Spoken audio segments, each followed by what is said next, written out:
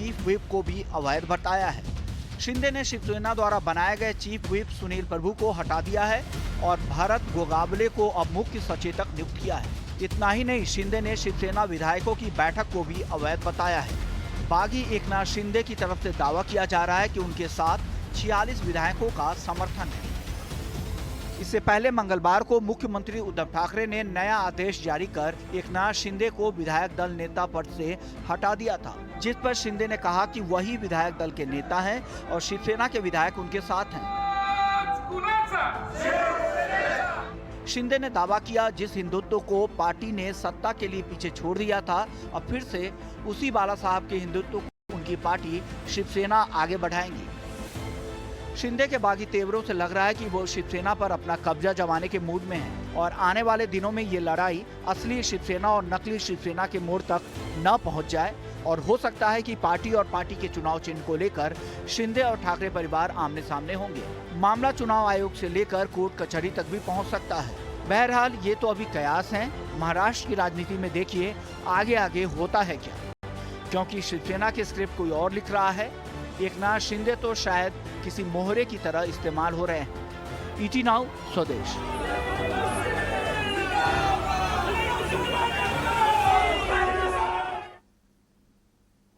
तो महाविकास आघाड़ी गठबंधन से निकलने पर विचार करने की बात कहकर संजय राउत ने नए संकेत दिए हैं। उनके बयान के बाद एनसीपी नेताओं की बैठक हुई। हालांकि बैठक के बाद एनसीपी के नेताओं ने ये कहा कि एकनाथ शिंदे की शर्त पर संजय राउत ने जो ऑफर दिया है ये उनका अंदरूनी मामला है। कुछ ऐसी ही बात कांग्रेस नेता नाना पटोले और अजीत पवार ने भी कही और इस बीच अजीत पवार ने भी उद्धव ठाकरे को साथ देने की बात कही है। पवार ने कहा कि हम सरकार बचाने की कोशिश कर रहे हैं। एनसीपी ने उद्धव ठाकरे के साथ उनका साथ देने की बात यहां पर कही है और आइए सुन लेते हैं क्या कुछ कहा गया है। महाविकास आघाडीचं सरकारमधले प्रमुख उद्धव ठाकरे साहेबांना पूर्णपणे पाठिंबा देऊन राष्ट्रवादी काँग्रेस पक्ष शेवटपर्यंत हे सरकार कसं त्या ठिकाणी टिकेल ह्याबद्दल प्रयत्न करत राहणारे, प्रयत्न करणारे, तशा पद्धतीनं आम्ही काम करतोय।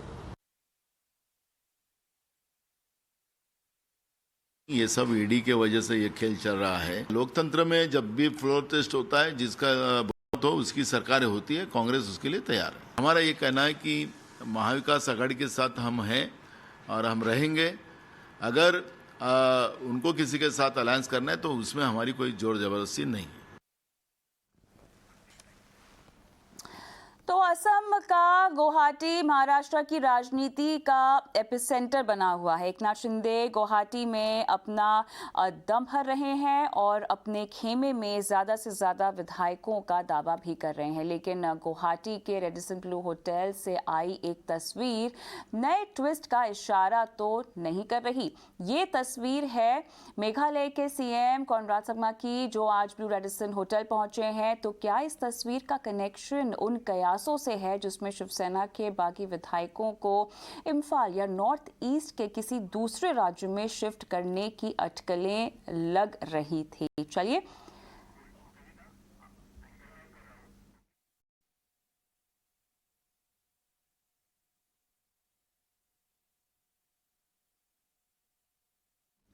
चलिए ताज़ा तस्वीरें आपने देखी, लेकिन यहाँ के संकेत हम समझे उससे पहले मातोश्री से हमारे संवाददाता अंकित हमारे साथ लाइव जुड़े हुए हैं। अंकित, क्या कुछ हलचल वहाँ पर हो रही है? यहाँ पर हमने देखा संजय राउत ने बयान दिया है, उसके बाद एनसीपी कांग्रेस ने भी आके कह दिया कि वो शिवसेना के साथ है और जो संजय राउत ने कहा वो उनका अंदरूनी मामला है।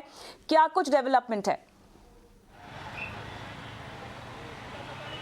देखिए, डेवलपमेंट से पूरा भरा हुआ है इस वक्त महाराष्ट्र की राजनीति।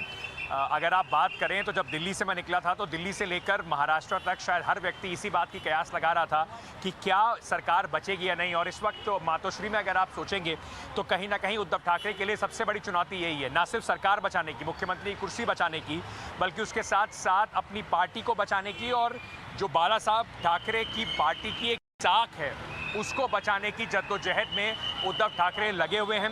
लगातार एक तरफ एकनाथ शिंदे के साथ जो विधायक गए हैं उनसे उनके कैंप में ताकत बढ़ती जा रही है और उसी के साथ साथ यहाँ पर दिल की धड़कनें भी ज़रूर बढ़ रही होंगी। लेकिन कुल मिलाकर अगर देखा जाए तो ऐसा नहीं है कि सब कुछ अभी ख़त्म हो गया है। कहानी सारी इस बात पे आके टिकेगी कि किसके पास पूरा जो शिवसेना की पार्टी है उसमें जो पदाधिकारी हैं, जो समर्थक हैं, जो कार्यकर्ता हैं, वो किसके साथ खड़े हुए हैं, ये एक बहुत महत्वपूर्ण होगा। साथ ही साथ जो एमपी हैं राज्यसभा के, लोकसभा के, वो कहाँ खड़े होते हैं, ये बहुत महत्वपूर्ण होगा। इसी कड़ी में इस वक्त यहाँ पर कुछ मीटिंग बुलाए जाने की भी खबरें आई कि आज पूरे दिन में क्या क्या हुआ, कौन कौन पहुँचा। इसमें जो कम से कम मुंबई शिवसेना के पदाधिकारी हैं उनको यहाँ पर बुलाया जाने की ऐसी कयास लगाई जा रही है। एक के बाद एक महाराष्ट्र में और खास तौर से मुंबई में मीटिंगों का दौर जारी रहा। संजय राउत के बयान के बाद एनसीपी की एक अहम बैठक हुई, फिर कांग्रेस की एक अहम बैठक हुई। बात बार बार ये हो रही थी कि दोनों घटक दल जो लगातार उद्धव ठाकरे को अपना समर्थन दे रहे हैं वो इस बात से खुश नहीं है कि जो संजय राउत ने कहा। उसके बाद संजय राउत ने एक और ट्वीट करा, कहा कि बातचीत से ही रास्ता आगे निकलेगा और अपने आप को किसी के बंदी मत होने दीजिए।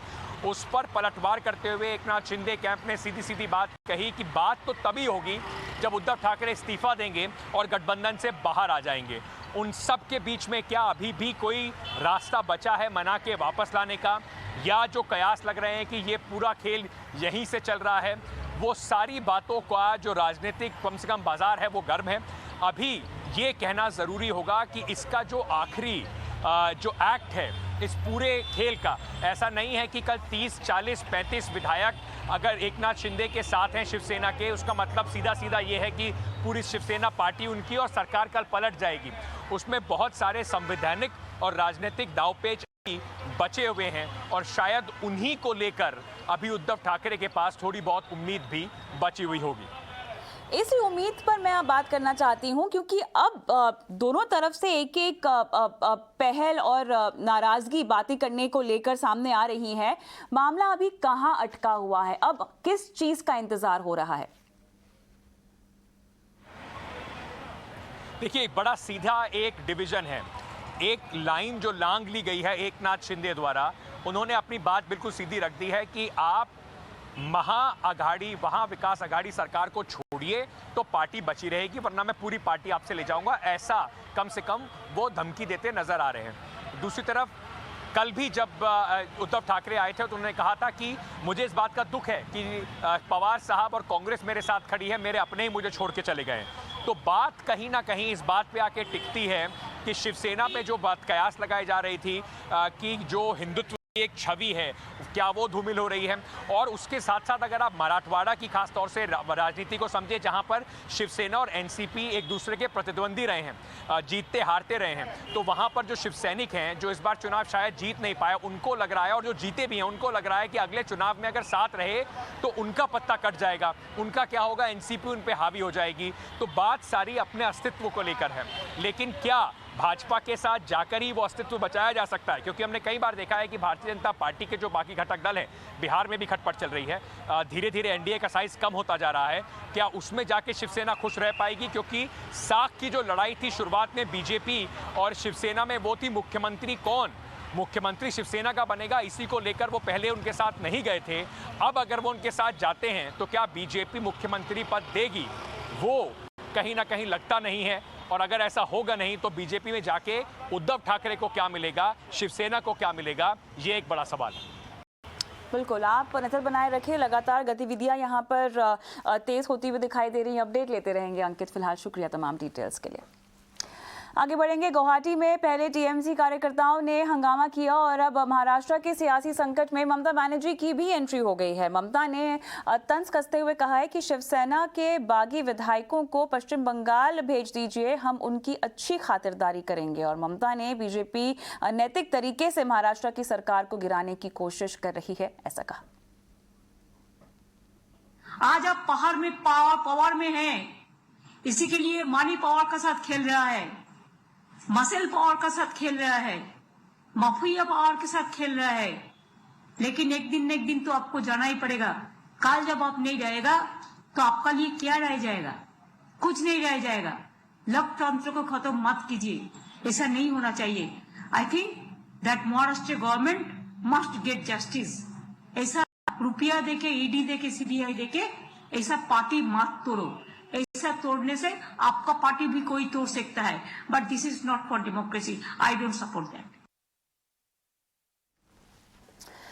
ममता ने बीजेपी पर तंज कसा तो कांग्रेस नेता गौरव गोगोई भी पीछे नहीं रहे। उन्होंने कहा कि असम बाढ़ से परेशान है, लेकिन केंद्र की सरकार मदद करने की बजाय राजनीति कर रही है। गौरव गोगोई ने कहा है कि हम उद्धव ठाकरे के साथ हैं और बीजेपी अपने मकसद में कामयाब नहीं हो पाएगी। शिवसेना का उनके इंटरनल ये मामला है। शिवसेना के नेता मुख्यमंत्री उद्धव ठाकरे जी पर हमारा विश्वास है। हम अपने कांग्रेस के विधायकों के साथ संपर्क में हैं और हमारी पूरी ये विश्वास है कि जो बीजेपी की जो ये व्यवहार है कि बार बार देश में अस्थिरता, बार बार देश में प्रतिकूल एक वातावरण सृष्टि करे, ये उद्देश्य महाराष्ट्र में सफल नहीं होगा।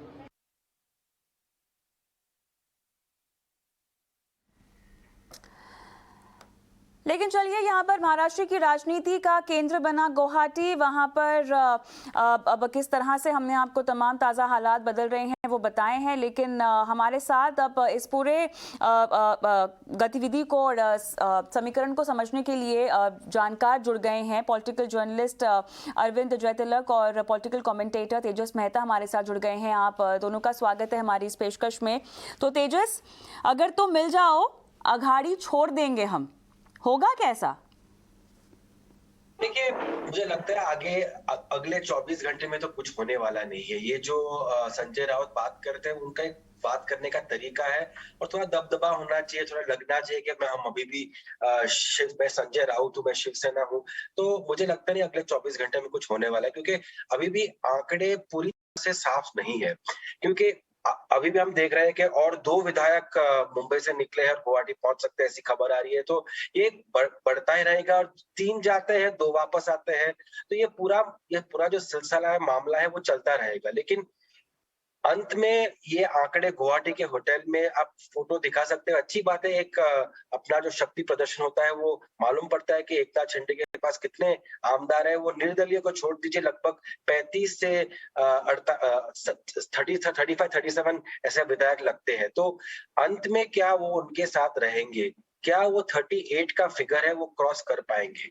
मुझे नहीं लगता है कि ये सरकार जो है एमवीए, महाराष्ट्र विकास अघाड़ी, ये इस हालात में वो वापस आ पाएंगी। मुझे लगता है कि either dissolution of assembly session होगा या एक नो कॉन्फिडेंस वोट होगा कि अगर सरकार माइनॉरिटी में आ गई है, कुछ ना कुछ होगा। लेकिन ये जीतना यहाँ से मुश्किल लग रहा है, क्योंकि जो आरोप जो आए हैं, पहले तो हम सिर्फ सुन रहे थे कि हमको जो ये अलायंस है कांग्रेस और एनसीपी से, वो नहीं चाहिए, अननेचुरल अलायंस है, नेचुरल अलाई चाहिए, वो है भाजपा।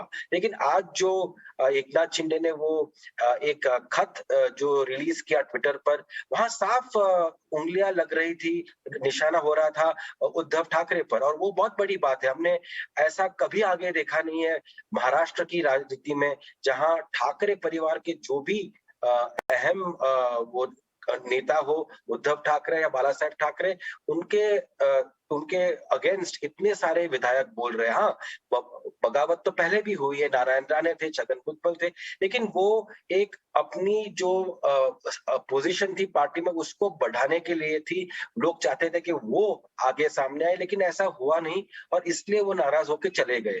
लेकिन इतने सारे लोग भी साथ आ गए हैं और कह रहे हैं कि जो तरीका था, जो उद्धव ठाकरे साथ काम कर रहे थे, वो अच्छा नहीं था। 2-2.5 साल से उनको मिल नहीं सकते थे साथ में उनको।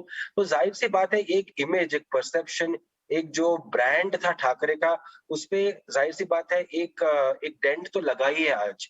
और आगे यहाँ से सिर्फ आज 13 विधायक उद्धव ठाकरे की मीटिंग में आए थे, तो आंकड़े जाहिर से उनके पास नहीं है अभी, और इसी वजह से वो वापस मातोश्री चले गए।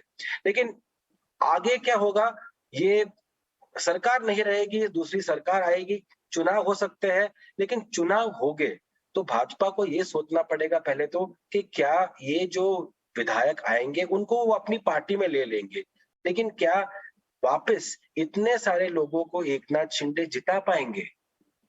ये एक छोटा आंकड़ा नहीं है, लगभग 50 से 60 विधायक का आंकड़ा है कि अपने आप क्या भाजपा पूरे महाराष्ट्र को जीत पाएगी? पिछली बार 5 साल मोदी सरकार के बाद 2019 जी, में ये एक भाजपा आने वाला बहुत 106 बड़ा सीट। सवाल है, लेकिन आज तो बड़ा सवाल ये भी है कि उद्धव ठाकरे को, पार्टी को भी तो बचाना है। अरविंद जी, आप मुझे ये बताएं कि अब अगर यहाँ पर मान लीजिए कि एमवीए टूट जाती है, अगर हम महाविकास आघाड़ी को टूटता हुआ देखते हैं, तो शिवसेना का नया बॉस कौन होगा यहाँ पर? क्या हम एकनाथ शिंदे को लीड करता हुआ देखेंगे, उद्धव ठाकरे को लीड करता हुआ देखेंगे? क्योंकि इनके अंदर में तो इतनी फूट है, इनका घर इतना बिखरा हुआ है कि कहीं ना कहीं तमाम विधायक जो हैं वो एकनाथ शिंदे को सपोर्ट करते हुए दिखाई दे रहे हैं, जबकि अब तो जो उद्धव के साथ है वो भी उनके एकनाथ शिंदे के साथ जाना चाहते हैं। बिल्कुल कविता जी, आपने सही कहा। देखिए, उद्धव ठाकरे साहब जो है पूरे शिवसेना सरकार को, संगठन को संजय के नजरों से देखते, संजय की आंखों से देखते। शायद वो शिंदे की आंखों से या अन्य जो विधायक जो थे उनकी आंखों से देखे होते तो आज ये दुर्गति नहीं होती। महाभारत के संजय ने तो अपने धृतराष्ट्र को बहुत सही सब कुछ बताया जो घटनाक्रम था, लेकिन शिवसेना के संजय ने शायद जो है वो सारी चीजें छिपा ली जो उनके खिलाफ जा रही थी, या यूं कहें कि जो उनके पक्ष में थी। बिल्कुल जो है एक बड़ा सवाल है कि आगे आगे क्या होगा। देखिए, इतना समझ लीजिए कि जिस तरह तेल और पानी एक पात्र में नहीं रखे जाते, उस तरह अब एकनाथ शिंदे और उद्धव ठाकरे एक साथ रहना मुश्किल है। उसका स्पष्ट जो डिवीजन हुआ है उसे साफ जाहिर होता है कि अंक गणित जो है पूरी तरह से एकनाथ शिंदे के पक्ष में जा रहा है। हाँ, जनगणित की बात अलग है। जैसा कि अभी भविष्य में जो चुनाव होगा उसको लेकर के मौजूदा समय में विधायक क्या सोच रहे हैं शिवसेना के, या आगे की बात है। लेकिन आज की तारीख में जिस तरह से पूरी तरह से लामबंदी हुई है, तो अब जो है रास्ता जो है शिवसेना के लिए, विशेष रूप से जो उद्धव ठाकरे साहब हैं, संजय राउत हैं, उनके लिए बंद होता दिख रहा है। देखिए, शहंशाह शिकायत नहीं करते हैं, शिकस्त देते हैं। अभी तक आप देखिए किस तरह से संजय राउत की जो जुबान होती थी, किस तरह से वो कड़क भाषा बोला करते थे। अब वो कह रहे हैं कि नहीं, आइए बातचीत से बात हो जाएगी। अभी तक तो वो कह रहे थे कि नहीं, सरकार को किसी तरह का कोई खतरा नहीं है। और अब महत्वपूर्ण बात यह है कि जिस तरह एकनाथ शिंदे द्वारा कहा जा रहा है कि अघाड़ी सरकार से बाहर निकलिए फिर बातचीत होगी, सवाल यही तक नहीं है। अघाड़ी सरकार से निकलने के बाद वो लोग कहेंगे कि आप जो है मुख्यमंत्री पद से इस्तीफा दीजिए, खेल यहाँ से शुरू होगा। बिल्कुल जो है स्क्रिप्ट जो है लिखा जा रहा है, आगे की रणनीति तय की जा रही है। तो ये निसंदेह मानिए कि सरकार को जाना है। हाँ, कुछ संवैधानिक उसके पहलू हैं। ये फ्लोर टेस्ट पर 1994 में जो सुप्रीम कोर्ट का फैसला है कि किसी भी सरकार के पास बहुमत है नहीं है, या जो है फ्लोर पर ही जांचा जाएगा, ये अपने आप में दुरुस्त है। लेकिन सरकार फ्लोर पर तो तब जाएगी ना जब उसके पास जो है आंकड़े होंगे। आंकड़े फिलहाल है नहीं। और जिस तरह से आप देख रही हैं कि सूरत से असम तक लोग पहुंचे हैं, किस तरह से लोगों के बीच लामबंदी हुई है, तो कुल मिलाकर के कहीं ना कहीं जो है कह सकती है कि उद्धव ठाकरे की स्त्री उस किंग कैनूट की तरह हो गई है, जो ताज से जो है समुद्र के लहरों को रोकने का प्रयास किया था। अब संजय राउत जिस तरह की भाषा के जरिए जो है, चाहे विनम्रता कहिए या धमकी कहिए, या जिस तरह से शिवसेना की शाह पर ममता बनर्जी बोल रही है, कांग्रेस के लोग बढ़ रहे हैं और भाजपा पर जो है नैतिकता अनैतिकता का आरोप लगा रहे हैं, ये जो बहुत कुछ जो है स्पष्ट हो जाता है कि बाजी जो है शिवसेना के हाथ से, यानी जो है उद्धव ठाकरे की जो जमात है उससे निकलती हुई साफ दिख रही। मातोश्री में आ जाना, वर्षा से निकल करके बहुत कुछ कहानी स्पष्ट कर देता है कि शायद जो है सब कुछ फिसलता जा रहा है। कविता जी, बिल्कुल, ये काफी बड़ा संकेत था वर्षा से निकलकर मातोश्री जाना। लेकिन तेजस जी, मुझे ये बताएं, कितनी संभावना लग रही है यहाँ पर कि एकनाथ शिंदे पार्टी पर दावा ठोके बाद में बीजेपी के साथ आ जाए? बिल्कुल हो सकता है, अभी इसमें कोई शंका है ही नहीं मुझे लगता है, क्योंकि अपने आप तो वो एक पार्टी नहीं शुरू कर सकते। पार्टी तोड़ना आसान है, पार्टी बनाना बहुत ही मुश्किल है। उसको के पास कोई चारा रहेगा ही नहीं। क्या वो पूरी शिवसेना चला पाएंगे? वो नहीं चला पाएंगे, क्योंकि जो मतदार है उनके, वो भक्त है शिंदे के नहीं, लेकिन उद्धव ठाकरे के, वो ठाकरे परिवार के, बाला साहेब ठाकरे के भक्त है। वो नाम देखकर वो वोट देते हैं। और जनता जनार्दन होती है, सबसे जनता ही सब तय करती है। आमदार ठीक है, वो अपनी मतभेद होते हैं, काम करने का तरीका पसंद नहीं आता है, दबदबा होता है, प्रेशर्स होते हैं, वो सब चलता रहता है। उनको अपने एस्पिरेशंस होते हैं, लेकिन जनता आखिर में वोट किस नाम पर देती है। तो मुझे लगता नहीं है कि एकनाथ शिंदे को वो जानते नहीं है कि वो अपने आप तो ये पार्टी नहीं चला पाएगी, उनको भाजपा में जाना ही पड़ेगा। और ये गठ जब आप 2/3 चले जाते हैं तो वो दूसरे पार्टी में उनको मर्ज करना पड़ता है। तो उनको मर्ज करना ही पड़ेगा। मुझे लगता नहीं है उनके पास और कोई भी चारा बचा है। लेकिन अभी तक मुझे लगता है बीजेपी कुछ बोल नहीं रही है, क्योंकि वो जानना चाहती है कि सचमुच इतने लोग हैं कि नहीं, और कितने रहेंगे, कितने वापस जा सकते हैं। लेकिन क्योंकि बातचीत तो सब लोग कर रहे हैं, तो कितने लोग सही में एकनाथ शिंदे के पास है, वो जो स्ट्रेंथ अपनी दिखा रहे हैं, वो असल में ये सरकार को अपने आप गिरा सकती है एक नो कॉन्फिडेंस वोट के बगैर। हो सकता है कि कल सुबह ये आंकड़े देखकर और हार मानकर उद्धव ठाकरे अपना इस्तीफा दे दे, तो उसके बाद ये लोग जुड़ जाएंगे और भाजपा अपने आप एक सरकार बना पाएंगे। बिल्कुल, आप दोनों हमारे साथ बने रहे। लेकिन उस बीच महाराष्ट्र की राजनीति का केंद्र बना गुवाहाटी, वहां पर क्या राजनीति हलचल फिलहाल चल रही है, जानने के लिए सीधा रुख करेंगे हमारे सहयोगी अभिषेक अवस्थी की ओर। अभिषेक, बताएं। महाराष्ट्र की राजनीतिक उठापलट का केंद्र गुवाहाटी बना हुआ है और इस वक्त हम मौजूद है रेडिसन होटल के बाहर। इस होटल के अंदर एकनाथ शिंदे और उनके समर्थक, सेना के एमएलए और विपक्ष निर्दलीय एमएलए के साथ लगातार स्ट्रैटेजी बनाई जा रही है। लेटेस्ट अपडेट अगर आपको बता दें कि इन्हें ऑफर दिया गया था संजय राउत द्वारा कि हम एमवीए तक छोड़ने को तैयार है अगर सभी एमएलए चाहते हैं, बट आप एक बार प्लीज़ मुंबई आइए और हमारे साथ डिस्कशन करिए। इस ऑफर को सीधी तरह नकारते हुए एकनाथ शिंदे कैंप ने कह दिया है, हमें आप पर भरोसा नहीं है, आप पहले सरकार गिराइए, सीएम इस्तीफा दे, उसके बाद ही बात की जाएगी। इसके बाद फिर एक बार ट्वीट करते हुए संजय राउत ने यह साफ कहा है, एक बार आप हमसे बात करिए, क्यों किसी और के गुलाम बनना चाहते हो, अपने बॉस खुद बनो, खुद निर्णय लो और राज करो। इस तरीके का संकेत बार बार दिया जा रहा है। एक तरीके से महाविकास आघाड़ी को बचाने के पूरे प्रयास किए जा रहे हैं। वहीं मुंबई में बैठकों का दौर लगातार चल रहा है।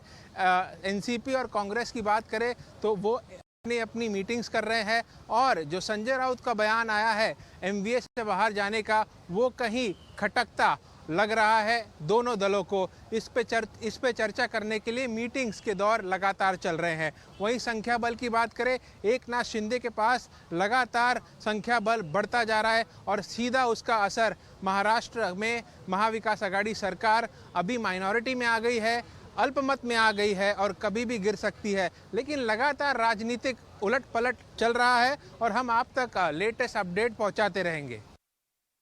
अभिषेक, तमाम डिटेल्स हमको देने के लिए। और फिलहाल गुवाहाटी की कुछ ताज़ा तस्वीरें भी हम आपको स्क्रीन पर दिखा रहे हैं। तुम्ही जो हा निर्णय घेतलेला आहे हा देशातला ऐतिहासिक मागे आमची पूरी शक्ती आहे। कुठेही काही लागलं तर कधी कमी पडणार नाही याची प्रचिती आपल्याला जेव्हा जेव्हा आवश्यकता भासेल तेव्हा तेव्हा सगळ्यांना। चलिए तस्वीरें आप देखते हुए, जहां पर एकनाथ शिंदे तमाम विधायकों से बात करते हुए, उनका प्रोत्साहन करते हुए, उनको कहते हुए कि जो फैसला उन्होंने लिया हुआ है वो बिल्कुल सही है। तस्वीरें आप गुवाहाटी से देख रहे हैं, जो कि यहाँ पर एपिसेंटर तो बना हुआ है। लेकिन अरविंद जी, एक जो नया ट्विस्ट अभी आता हुआ देखा हमने, तस्वीरों की बदौलत हम बोल रहे हैं, मेघालय के सीएम भी ब्लू रेडिसन होटल में जाते हुए दिखाई दिए। ये किस तरह का ट्विस्ट हो सकता है? देखिए, हमारे समझ से मेघालय या असम में असम से मेघालय शिफ्ट होने का हमारे समझ से कोई बहुत औचित्य जान नहीं पड़ता है। यह संभव है कि कुछ उस तरह की संदेश देने या पहुंचाने की कोशिश की गई हो भारतीय जनता पार्टी के जरिए, या जो विधायक उनके साथ है उन विधायकों में हो सकता है कि कुछ लोगों को मन में ये खटक रहा हो कि इनके साथ है नहीं है, उनको समझाने बुझाने के लिए कुछ इस तरह का। तो ये राजनीति में इस तरह की कवायद चलती है, या कभी कभी भ्रमित करने का भी जो है प्रयास विपक्ष को इस तरह के संकेतों के जरिए, तस्वीरों के जरिए दी जाती है। तो एक रणनीति का हिस्सा हो सकता है। दूसरी महत्वपूर्ण चीज की, अब देखिए जिस तरह से एकनाथ शिंदे की तरफ से कह दिया गया है कि पहले आप अघाड़ी से अलग होइए, इसके बाद इस्तीफा दीजिए, तब बात होगी। यानी वो समझ बैठे हैं कि जो है अगर मुंबई में हम लोग वापस लौटते हैं तो किस्म किस्म के दबाव की राजनीति का सामना करना पड़ सकता है। यहाँ तक कि क्षेत्र में भी जो विधायक जिस क्षेत्र की अगुवाई करते हैं वहां से भी दबाव पड़ सकता है। ऐसे में स्थिति बिगड़ सकती है। लिहाजा वह जो है वहां से हटने को तैयार नहीं, यानी सब कुछ वही से माजरा सुनिश्चित तय कर लेना चाहते हैं कि आप पहले जो है यहाँ आप इस्तीफा दीजिए, अघाड़ी से अलग हटिए, देखिए केवल अंक गणित का ही सवाल नहीं है, जनगणित का भी है। इसके लिए उन्होंने वैचारिक प्रतिबद्धता के तौर पे पहले ही कह दिया है कि हम जो है बाला साहब के ठाकरे के सैनिक हैं और हम लोग हिंदुत्व को लेकर के आगे बढ़ेंगे। और मैं आपको एक मजेदार बात बताऊं, 1978 में जब कांग्रेस युग को तोड़ करके यही शरद पवार जी जब मुंबई के ये महाराष्ट्र के मुख्यमंत्री बने थे, तब भी वो कोई बड़े नेता नहीं थे, लेकिन बाद में मुख्यमंत्री बनने के बाद वो जो है बहुत बड़े नेता हो गए और आज जो है सबसे बड़े प्लेयर है। तो यह कहना कि एकनाथ शिंदे का जो है स्वीकार्यता महाराष्ट्र में होगी नहीं होगी भविष्य की बात है, लेकिन उस भविष्य की आशंकाओं को या शंकाओं को लेकर के जो है आज की राजनीति तय नहीं हो सकती। आज मौजूदा परिस्थितियों में एकनाथ शिंदे का पलड़ा पूरी तरह से भारी है और उनके हाथ में गेम है। वो पूरी तरह से झुकाने के, मातोश्री को पूरी तरह से घुटने के बल पर लाने के लिए वो तैयार बैठे और देखा भी जा रहा है कि 45 डिग्री पर जो है मातोश्री आ भी चुका है। तो ये मान के चलिए कि 1-2 दिन में पूरी तरह से तस्वीर स्पष्ट हो जाएगी। संभव है कि जो है अपने प्रदेश की जनता को संबोधित करते हुए उद्धव ठाकरे साहब इस्तीफा दें और पूरी तरह से इसका जो है ठीकरा जो एकनाथ शिंदे पर शिवसेना को तोड़ने को, कार्यकर्ताओं को बरगलाने को, इस तरह के आरोप लगा करके इस तरह का काम कर सकते हैं। और देखना बड़ा दिलचस्प होगा कि अभी जो है उद्धव ठाकरे साहब के जो सेनापति लेफ्टिनेंट गवर्नर जो संजय राउत साहब है, जिस तरह उन्होंने कहा कि आप आइए बात करिए, यानी और भी निचले स्तर पर जो है विनम्रता के साथ झुकते हुए दिख सकते हैं। और ये कल परसों में हो सकता है यह भी घोषणा कर देंगे कि हम अघाड़ी सरकार से निकल रहे हैं, आप आइए फिर बात हो। लेकिन मेरा मानना है, जहां तक मेरा आकलन है, कि केवल बात यहीं तक नहीं रुकेगी जब तक कि उद्धव ठाकरे साहब इस्तीफा नहीं देते हैं। बात यहीं तक इसीलिए भी नहीं रुकेगी क्योंकि ये बाला साहेब की शिवसेना की साख और हिंदुत्व के साख की बात है, जिस पर शिवसैनिक पूरी तरह से अडिग हमेशा से रहते हैं। इस बीच बीजेपी में हलचल जो है वो बढ़ गई है और क्या हलचल बीजेपी खेमे में चल रही है, इसका जायजा लिया हमारे संवाददाता गौरव श्रीवास्तव ने। महाराष्ट्र में सियासी उठापटक लगातार जारी है और इस बीच देवेंद्र फडणवीस बीजेपी के नेता और पूर्व मुख्यमंत्री दिल्ली गए हैं और वहां पर वो आला कमान से मुलाकात करेंगे। लेकिन अभी तक महाराष्ट्र में ये तय नहीं हो पाया है कि महाविकास अघाड़ी की सरकार रहेगी या फिर जाएगी। वहीं दूसरी तरफ गुवाहाटी में एकनाथ शिंदे 40 से ज़्यादा विधायकों का समर्थन होने की बात कर रहे हैं। वहीं दूसरी तरफ शिवसेना के साथ साथ कांग्रेस और एनसीपी लगातार बैठक कर रही है। एनसीपी और कांग्रेस का यह कहना है कि उनका समर्थन उद्धव ठाकरे को लेकर बरकरार है, लेकिन उद्धव ठाकरे अभी भी अपने विधायकों को बुलाने में नाकामयाब नहीं हैं।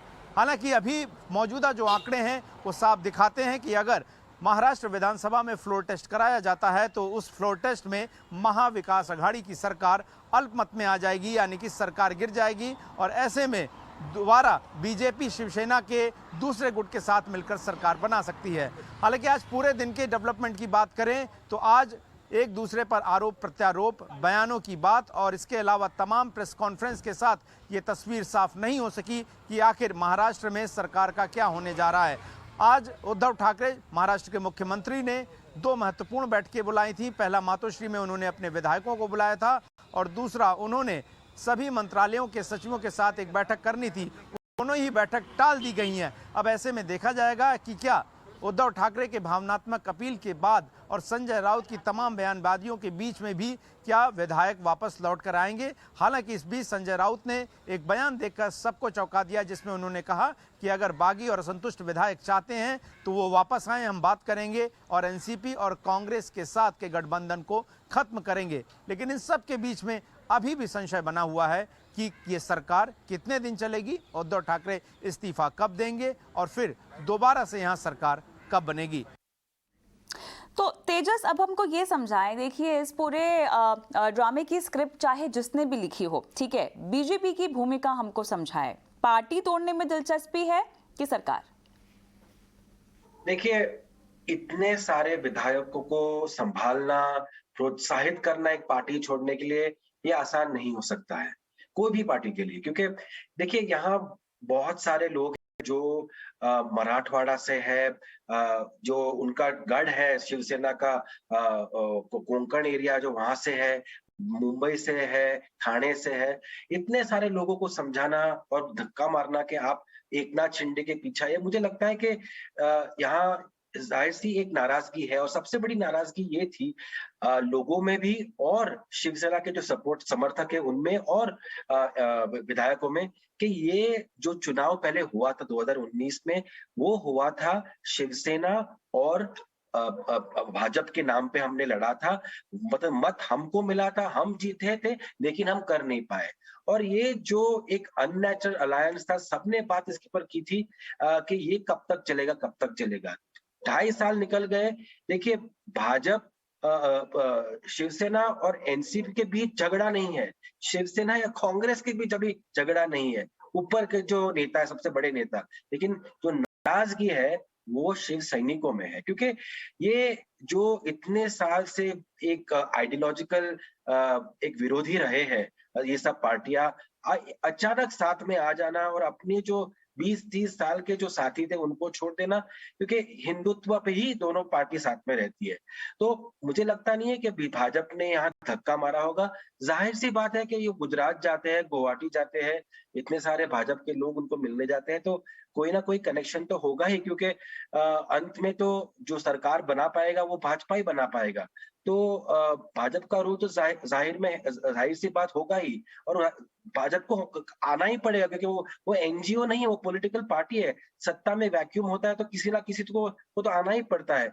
ये एनसीपी और कांग्रेस अपने आप तो वो कांग्रेस सरकार नहीं बना पाएगी, और बाकी चारा क्या है, भाजपा ही। तो भाजपा का रोल जाहिर सी बात है रहेगा, लेकिन ये जो नाराजगी है, अब मुझे लगता है कि कहीं ना कहीं एक नाराजगी जाहिर सी बात है अभी दिख रही है, खत ऐसे निकल रहे हैं। और कल उद्धव ठाकरे साहब ने भी बताया कि वो ये मिल नहीं पाए थे क्योंकि उनको कोविड हुआ था, उनकी सर्जरी हुई थी, इसकी वजह से इस दौरान वो मिल नहीं पाए।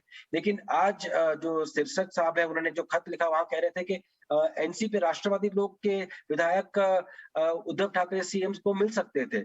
ये सच है नहीं सच है वो हमको मालूम नहीं है, लेकिन नाराज है ये जाहिर सी बात है इसमें। बिल्कुल। इस बीच यहाँ पर कांग्रेस और एनसीपी खेमे से संजय राउत के बयान पर भी बातें निकल कर आ रही है कि आखिरी फैसला, अंतिम फैसला उद्धव ही लेंगे, अघाड़ी रहे या ना रहे इसका फैसला उद्धव ठाकरे के ही हाथ में होगा। बहरहाल बहुत बहुत शुक्रिया आप दोनों का इस खास पेशकश में शामिल होने के लिए। बीजेपी नेता कैलाश विजयवर्गीय ने महाराष्ट्र सरकार में जारी उथल पुथल को लेकर कहा है कि अहंकार अच्छा नहीं होता। जिस तरह उद्धव ठाकरे और संजय राउत बयानबाजी करते थे, मौजूदा संकट के पीछे उनका यही अहंकार जिम्मेदार है। देखिए, इससे सभी को सबक लेना चाहिए कि अहंकार बहुत अच्छा नहीं होता। जिस तरीके उद्धव जी बयान देते थे प्रधानमंत्री जी के बारे में, उनके प्रवक्ता मिस्टर राउत जिस प्रकार बयानबाजी करते थे, मैं समझता हूँ कि इसका राजनीति में, समाज के किसी भी क्षेत्र में अहंकार का कोई स्थान नहीं है। और ये उनके अहंकार के कारण सब कुछ हुआ है, अहंकार टूटा है। डेमोक्रेसी में विनम्रता बहुत ज़रूरी है, विनम्रता से और सबका सम्मान करना चाहिए। आप प्रधानमंत्री जी के लिए अपशब्दों का उपयोग करें तो कोई जनता माफ़ नहीं करती, और शिवसैनिकों ने भी उसका विरोध किया है। और शिवसैनिकों ने कहा कि हम बाला साहब के पद चिन्हों पर चलना चाहते हैं। वो पार्टी बाला साहब के पद चिन्हों से भटक गई थी। तो मुझे लगता है कि जो शिवसेना के हीरो जाने जाते थे वो तो जीरो हो गए।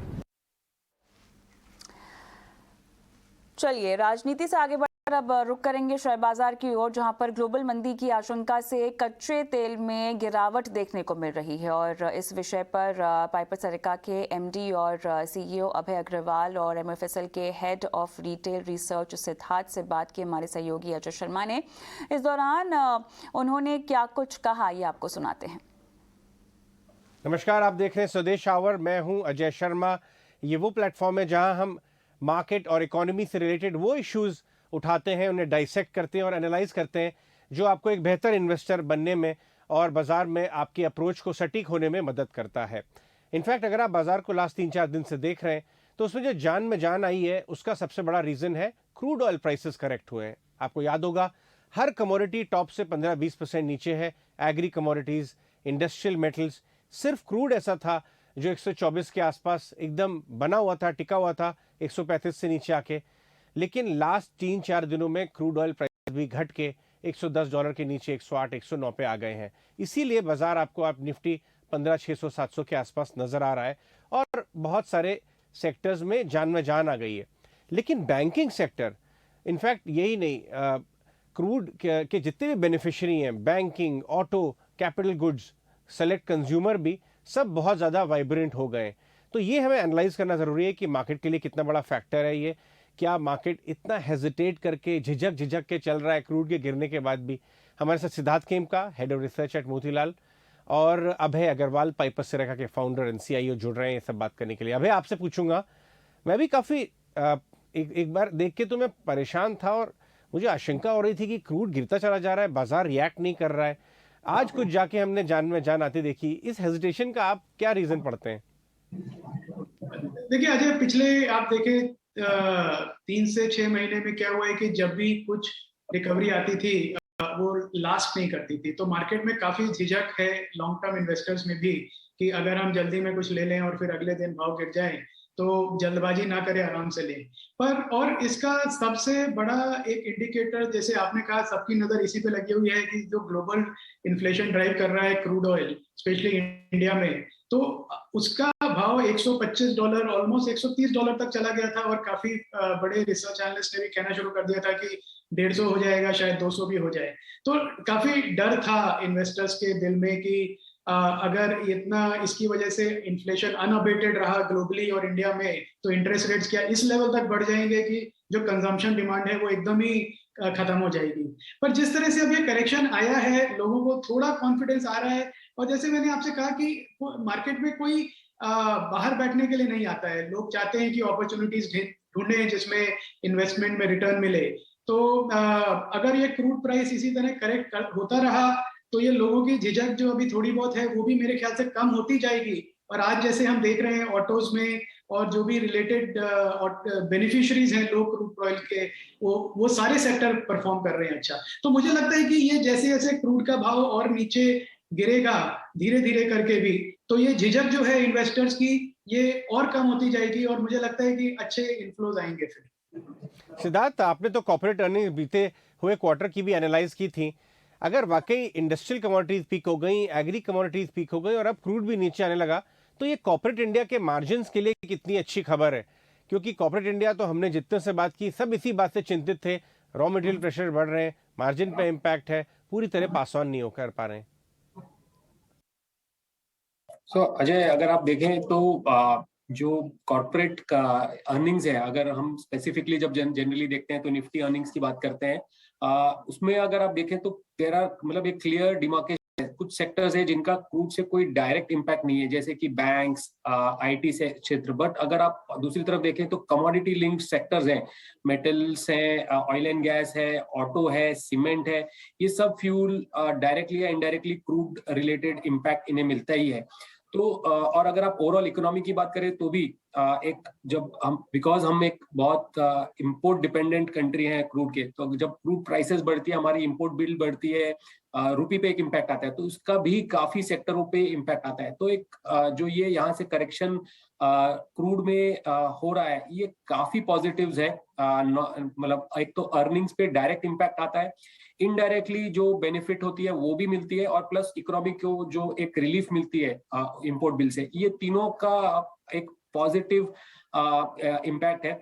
ओवरऑल अगर आप बोले तो ऐसा नंबर एक देना बहुत मुश्किल है अभी कि अगर क्रूड इतने से गिरता है तो मार्जिन पे कितने इम्पैक्ट होंगे। बट अगर आप सेक्टर वाइज जाएं, जो direct raw material impacted sectors है उनको तो डेफिनेटली काफी बेनिफिट होगा, चाहे आप वो पेंट्स, प्लास्टिक्स, पाइप्स, एविएशन की बात करें जहां डायरेक्ट इम्पैक्ट है। इनडायरेक्टली जो फ्यूल कॉस्ट लिंक्ड होते हैं, जैसे आप सीमेंट की बात करें तो उनके एक फ्यूल कॉस्ट होती है, एक ट्रांसपोर्टेशन कॉस्ट होती है, उसमें उनको रियायत मिलेगी। देन आपके ऑटो सेक्टर है जहां पे आपको कमोडिटी प्लस एक क्रूड ऑयल प्राइस बढ़ने की वजह से जो रिटेल फ्यूल प्राइस बढ़ती है उससे एक डिमांड पर भी इम्पैक्ट आता है, तो वो एक सेंटिमेंट चेंज होता है जब वापस क्रूड कम होती है।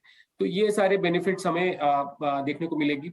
जो और एक बड़ा फैक्टर है जो हमें अर्निंग्स या नतीजे में जो देखने को मिलेगी वो है कि इन्वेंट्री एक बिल्डअप होता है कंपनीज का, तो वो Q4 के नंबर्स में उतना बड़ा इम्पैक्ट क्रूड का नहीं देखने को मिला, क्योंकि उनके पास लोअर रॉ मटेरियल इन्वेंट्री पहले से थी, और उसका बहुत बड़ा इम्पैक्ट अभी हमको Q1 में देखने को मिलेगा। और अब जो प्राइसेस गिर रहे हैं इस बेनिफिट जो है वो हमें Q2 में देखने को मिलेगा। तो जो अभी आप नतीजे देखेंगे उसमें ये बेनिफिट नहीं मिलेगा। सेंटिमेंटली डेफिनेटली ये एक पॉजिटिव है जो आप आज मार्केट में देख रहे हैं। स्टॉक्स जो एविएशन है, पेंट्स कंपनीज में आज जो बढ़त देखने को मिली वो इसी के वजह से है कि इनकी बेनिफिट इन्हें आगे चल के मिलेगी। ये कमोडिटी बेनिफिशियरीज जो हैं, आपके ऑटो हो गए, आपके कैपिटल गुड्स हो गए, select paint companies, aviation, auto ancillary, जो कमोडिटी प्राइसेस नीचे आने के बेनिफिशियरीज हैं, आपको अर्निंग्स क्वालिटी और वैल्यूएशन के हिसाब से सिद्धार्थ किसमें सबसे ज्यादा जूस नजर आता है? तो जो सबसे पहला सेक्टर जो दिख रहा है जिससे सबसे ज्यादा बेनिफिट हो रहा है वो है ऑटो। पिछले 2 साल से अगर आप देखें तो उन्हें बाकी और कुछ प्रॉब्लमों की वजह से जो सप्लाई चेन इश्यूज थे, डिमांड था, कोविड रिलेटेड रेस्ट्रिक्शंस थे, उसकी वजह से इनके सेल्स पे काफी इम्पैक्ट आया था। अब रेस्ट्रिक्शंस हट गए हैं, शोरूम्स खुले हैं, लोग ट्रैवल कर रहे हैं और जो डिमांड वो काफी स्ट्रांग है। अब यहाँ से अगर क्रूड ऑयल प्राइस गिरता है, कमोडिटी प्राइस गिरते हैं, इन्होंने ऑलरेडी प्राइस हाइक्स ले लिया है, अब जो कमोडिटी और क्रूड गिरता है इसका काफी बेनिफिट मिलेगा। प्लस डिमांड इंप्रूवमेंट है और एक अच्छे मॉनसून की वजह से एक रूरल फैक्टर का भी एक बेनिफिट मिलता है एंड वैल्यूएशन बहुत ही कंफर्टेबल है। तो ओवरऑल अगर आप देखें तो पैसेंजर व्हीकल सेगमेंट जिसमें मारुति है उसे काफी बेनिफिट मिलेगा। उसके बाद अगर आप देखें तो रूरल साइड से आपको M&M जो कि both passenger vehicle as well as tractors में उसे बेनिफिट मिलेगा एंड कुछ हद तक 2 व्हीलर्स को भी बेनिफिट मिलेगा। अभय, अगर हम बात करें इन्फ्लेशन की, सारी कमोडिटीज नीचे आ गई, क्रूड भी रिलेटिवली नीचे आ गया है, एग्री कमोडिटीज, फूड, वेजिटेबल्स भी नीचे आ गई हैं। कल के मिनट्स में, MPC मिनट्स में, जो RBI के DG मिस्टर माइकल पात्रा है, उन्होंने कहा कि 24 में इन्फ्लेशन 4% तक आ सकता है और 23 के लास्ट क्वार्टर में 6% तक आ सकता है। मैं आपकी राय जानना चाहूँगा, जिस हिसाब से इन्फ्लेशन कंपोनेंट्स नीचे आ रहे हैं, क्या ये फेयर एस्टिमेट होगा जो RBI के DG ने बोला? और अगर ये सही है, अगर ये डायरेक्शनली भी सही है, तो बाजार इसको कब फैक्टर इन करना शुरू करेगा? अजय, मुझे ऐसा लगता है कि ये एक पॉसिबिलिटी है जिसको बाजार अभी जल्दी में डिस्काउंट नहीं करेगा जब तक वो देखेगा नहीं कि कंक्लूसिवली ये जो कमोडिटी के प्राइसेस कम हो रहे हैं। और 4% इन्फ्लेशन आना हाईली पॉसिबल है मेरे और हमारी टीम के हिसाब से, क्योंकि जो सप्लाई चेन्स हैं वो वापस ऑनलाइन आ रही हैं ट्रैक पे। अभी चाइना से भी हमारे कुछ चैनल्स हैं जिनसे बात करते हैं जो ऑटोज में है और डिस्ट्रीब्यूटर्स हैं होम मटेरियल्स के, तो उन्होंने भी बोला कि जो 3-4 महीने से चाइना से सप्लाईज काफी रिस्ट्रिक्टेड थी, वो सडनली पिछले 2 हफ्तों से पूरा बैकलॉग खत्म हो गया अभी चाइना से जो सप्लाईज का बैकलॉग। तो इसका मतलब है कि शिपिंग चैनल्स भी खुल रहे हैं और ट्रेड वापस पिकअप कर रहा है। तो इसका जो शॉर्टेजेस पे जो इम्पैक्ट था और क्रिटिकल कंपोनेंट्स का जो इम्पैक्ट था शॉर्टेज का, वो मुझे लगता है कि अगले 3 महीने में हमको उसका पॉजिटिव इम्पैक्ट दिखेगा लोअर प्राइसेस में। तो अगर ये प्राइसेस, कमोडिटी प्राइसेस गिरते रहे सप्लाई बढ़ने की वजह से और डिमांड रोबस्ट रहे, फिर भी इन्फ्लेशन वापस उस लेवल पे आ जाए जैसा साल के शुरू में था, तो कोई बड़ी बात नहीं है। पर मार्केट को इतना जल्दी इतने शार्प करेक्शन के बाद विश्वास नहीं आएगा। तो मुझे लगता है कि ओनली व्हेन पीपल सी कि ये कमोडिटी प्राइसेस सच में कम हो रहे हैं और सस्टेन्ड बेसिस पे कम हो रहे हैं, तब मार्केट इसको डिस्काउंट करना शुरू करेगा। पर ये काफी एडवांस में डिस्काउंट हो जाएगा। ये ऐसा नहीं है कि 23 तक भी वेट करेंगे लोग देखने के लिए। तो मुझे लगता है कि by end of this year हमको ये पॉजिटिव सिग्नल्स मिलने शुरू होने चाहिए। क्यों ना हो, इनफैक्ट अप्रैल से मई के बीच में ही CPI 8 वाला 7.8 वाला 7.04 तो आया ही, तो 70-80 बेसिस पॉइंट का फॉल तो देखा ही। और जिस हिसाब से अब कंपोनेंट्स गिरे इंटायरली पॉसिबल है। जाने से पहले सिद्धार्थ, क्रूड ऑयल के भाव के नीचे होने से कुछ जो बेनिफिशियरी स्पेसेस में 3-4 टॉप स्टॉक्स जो आपके यूनिवर्स में वो शेयर करके जाए। जी अजय, सबसे पहला तो मैंने आपको पहले ही बताया, आप ऑटो स्पेस में मारुति को देखिए, वो हमारा प्रेफर्ड पिक, टॉप पिक रहेगा। उसके बाद अगर आप देखें तो जो क्रूड ऑयल के करेक्शन के वजह से जो स्पेस में बेनिफिट मिलेगा उसका टायर्स में भी थोड़ा बेनिफिट मिलेगा। तो अपोलो टायर्स आप देख सकते हैं, उनका डायरेक्ट बेनिफिट एक रॉ मटेरियल क्रूड की वजह से होता है, जो हमारा प्रिफर्ड पिक है टायर स्पेस में। पेंट्स में उनको बेनिफिट मिलेगा। हमारा व्यू बहुत कंस्ट्रक्टिवली पॉजिटिव नहीं है अभी, स्पेशली अगर आप एशियन पेंट्स की बात करें तो जो कंपटीशन बढ़ गई है और जो ग्रोथ स्लो डाउन चल रहा है उसकी वजह से we are not that positive on Asian Paints. So I think despite that एक शॉर्ट टर्म ट्रेड बन सकता है, मगर आप इन्वेस्टमेंट के तौर से उसे अवॉइड कर सकते हैं। उसके अलावा आप पाइप स्पेस में आप देख सकते हैं, पाइप्स प्लस आप अगर थोड़ा सा और बिल्डिंग मटेरियल में जाएं तो केबल्स, वायर्स एंड केबल, जिनको भी प्लास्टिक की जरूरत लगती है, तो वो स्पेस में आप स्टॉक्स देख सकते हैं जिसे डायरेक्ट बेनिफिट मिलेगा। ऑलराइट, अभय एंड सिद्धार्थ, बहुत बहुत शुक्रिया आज हमसे बात करने के लिए। बाजार पे क्रूड ऑयल की गिरावट का इम्पैक्ट और कौन से स्टॉक्स और सेक्टर्स आपके रेडार पे होने चाहिए निवेशक और ट्रेडर की हैसियत से। बहुत बहुत शुक्रिया आज स्वदेश आर्म से बात करने के लिए। Thank you. चलिए इस बीच रुक करते हैं एक अहम प्रेस कॉन्फ्रेंस की ओर। शरद पवार इस वक्त लाइव प्रेस कॉन्फ्रेंस कर रहे हैं, रुक करते हैं। ये आघाड़ी में हम गए और वहाँ कांग्रेस राष्ट्रवादी इन पार्टी के खिलाफ हमारे मन में एक तरह की नाराजगी है, ये बात उन्होंने कही। इसीलिए संजय राउत ने जवाब दिया, आपका यही कहना है तो यहाँ आके कहो, हमारे सामने कहो, और आवश्यकता हो तो हम बाहर करने के लिए भी तैयार हैं, मगर ये आसाम में बैठकर नहीं, ये यहाँ आकर कहने की उन्होंने स्थिति दिखानी चाहिए। और यही बात कल उद्धव ठाकरे जी ने बताई। एक लेटर जारी हुआ है जिसमें एनसीपी पर आरोप लगाए गए हैं कि एनसीपी का गृह मंत्रालय का फेलियर मानते हैं कि इतने सारे मंत्री, इतने सारे नेता, विधायक एक साथ निकल के सूरत चले जा रहे हैं। सरकार को या मिनिस्ट्री को इस बात की भनक नहीं लगी कि सूरत सारे 40-50 लोग साथ में जा रहे हैं। नहीं, इससे कोई किसी का फेलियर असेसमेंट करने का आज टाइम नहीं, वो उचित समय पर करेगा। भाजप आहे असं वाटत नाही, या मागं भाजप आहे असं वाटत नाही असं अजित पवार। महाराष्ट्राची मुंबईची स्थिती आहे ते पाहून त्यांनी हे विधान केलेलं असावं।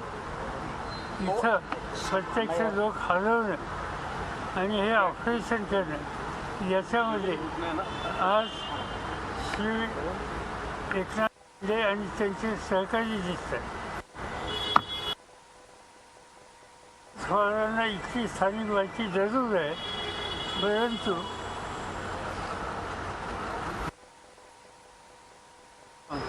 इथे परिस्थिती आम्हा लोकांना अधिक वाटते।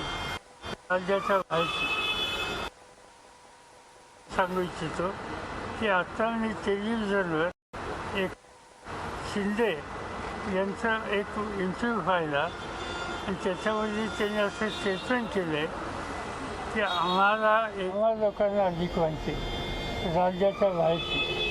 आणि ह्याला एकच उदाहरण मी सांगू इच्छितो की आता मी टेलिव्हिजनवर एकनाथ शिंदे यांचं एक इंटरव्ह्यू पाहिला आणि त्याच्यामध्ये त्यांनी असं स्टेटमेंट केलं आहे की आम्हाला एका राष्ट्रीय पक्षाचा पाठिंबा आहे,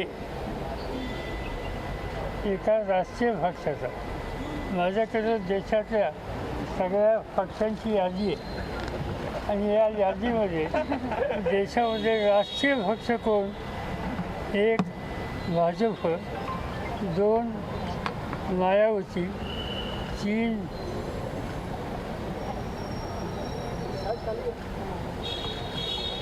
communist party CPI, 4 CPM, 5 Indian national Congress Sonia Gandhi आणि 6 राष्ट्रवादी काँग्रेस पार्टी। ही 6 अधिकृत इलेक्शन कमिशननी प्रसिद्ध केलेली यादी आहे। आता तुम्हीच बघा की CPI, CPM, काँग्रेस, या सगळ्या राष्ट्रवादी, या सगळ्यांच्या याच्यात हात आहे का? याचा कोणी याच्यात पाठिंबा देणार असेल का? मग जे नाही हे याचा तुम्ही विचार केला तर आहेत कोणही सांगण्याची गरज लागत दुसरी गोष्ट अशी आहे की सुरतला आणि आसामला जी व्यवस्था करणारे लोक आम्हाला दिसले ते अजित पवारांच्या फलिताचे आहेत असं मला वाटत नाही माझ्या तो उद्धव सरकार ने अच्छा काम किया है, ये कह रहे एनसीपी चीफ शरद पवार। उनका ये कहना है कि बागी विधायकों को कीमत चुकानी पड़ेगी, सरकार बहुमत में है, ये विधानसभा में तय होगा और बागी विधायक जब वापस आए तभी ही पूरा मामला साफ होगा। ये तमाम बातें अपनी प्रेस कॉन्फ्रेंस में कहते नजर आए शरद पवार। हम आगे बढ़ेंगे।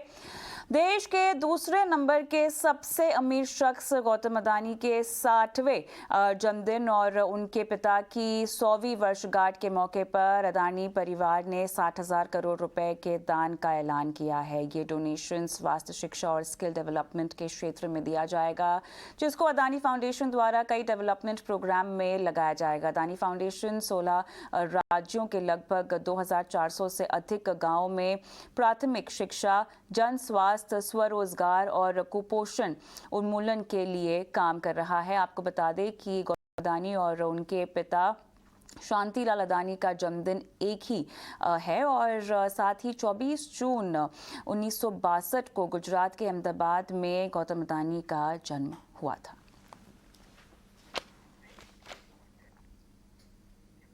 चलिए इसी के साथ स्वदेश आर में आज का खबरों का सिलसिला यहीं खत्म होता है। मुझे भी इजाजत दें। नमस्कार।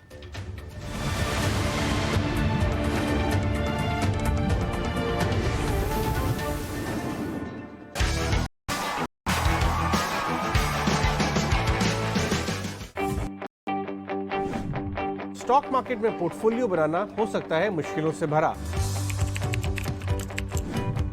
मार्केट का उतार चढ़ाव आपको कर सकता है कंफ्यूज। मार्केट में आज नीचे के लेवल से करीब 200 पॉइंट की रिकवरी आई। मैं अजय शर्मा आपको दूंगा सीधी और सटीक सलाह, जिससे आप सकेंगे अपना पोर्टफोलियो मजबूत। इची नाउ स्वदेश, बढ़ो देश के साथ।